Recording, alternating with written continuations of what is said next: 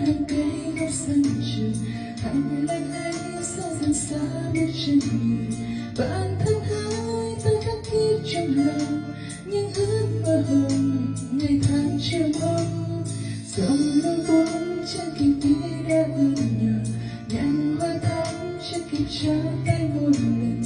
Kỷ niệm đó trong chiều mưa tan trường, hai đứa trong trường sao nghe vẫn vương. Bao nhiêu tháng trong ta tìm về một thoáng chiều xa đã nghe thời gian thoi đưa, nghe bâng khuâng trong ta một thời tìm ngưỡng ngày xưa ước mơ người con đó nữa.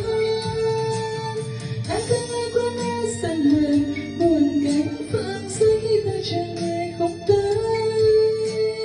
Cho hôm nay bên ta bồi hồi nhận lá vàng mơ khi xưa một mối tình thơ.